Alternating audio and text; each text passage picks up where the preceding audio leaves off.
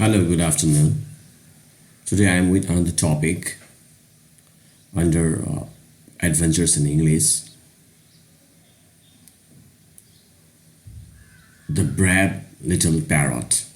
Source: Buddhist legend. Ralph Martin's adaptation. Once, long ago, the Buddha was born as a little parrot. One day, a storm fell upon his forest home. Lightning flashed, thunder crashed, and a dead tree struck by lightning burst into flames. Sparks leaped on the wind, and soon the forest was ablaze. Terrified animals ran wildly in every direction, seeking safety from the flames and smoke. "Fire! Fire!" cried the little parrot to the river. Flapping his wings, he flung himself out into the fury of the storm and, rising higher, flew towards the safety of the water. But as he flew, he could see that many wild animals were trapped, surrounded by the flames below, with no chance of escape.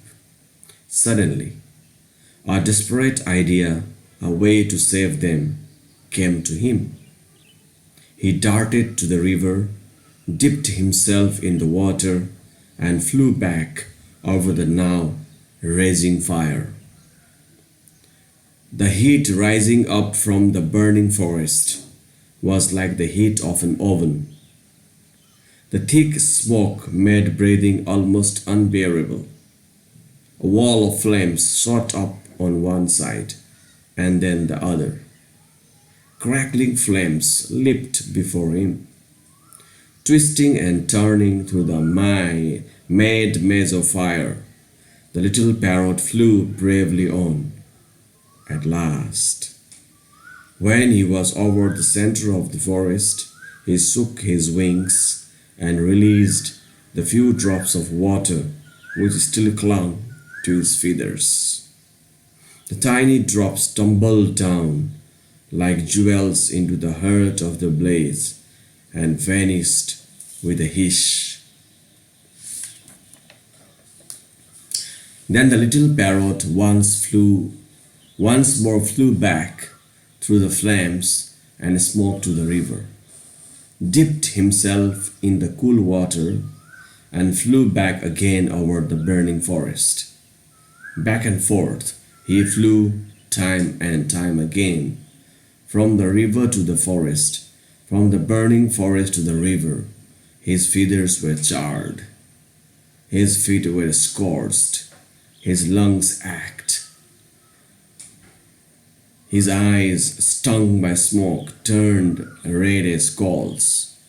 His mind spun dizzily as the spinning sparks. But still the little parrot flew on. At this time, some of the devas, gods of a heavenly realm, were floating overhead in their cloud palaces of ivory and gold. They happened to look down, and they saw the little parrot flying among the flames.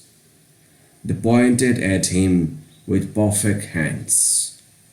Between mouthfuls of honeyed foods, they exclaimed, "Look at that foolish bird. He is trying to put out a raging forest fire with a few sprinkles of water. How absurd!" And they laughed. But one of those gods, strangely moved, changed himself into a golden eagle and flew down, down towards the little parrot's fiery path. The little parrot was just nearing the flames again when the great eagle with eyes like molten gold appeared at his side. "Go back, little bird," said the eagle in a solemn and majestic voice. "Your task is hopeless. A few drops of water can't put out a forest fire. Cease now and save yourself before it is too late. But the little parrot only continued to fly on through the smoke and flames.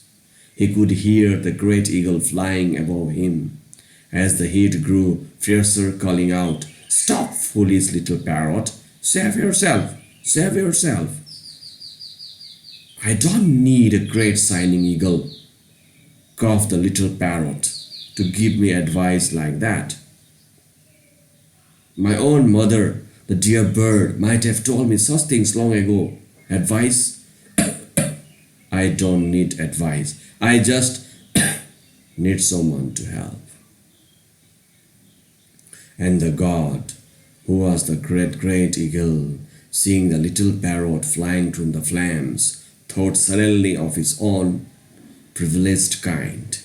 He could see them high up above. There they were, the carefree gods, laughing and talking, while many animals cried out in pain and fear from the flames below, and he grew ashamed. Then one single desire was kindled in his heart. God though he was, he just wanted to be like that brave little parrot to help. "I will help," he exclaimed, and flushed with these new feelings, he began to weep. Stream after stream of sparkling tears poured from his eyes.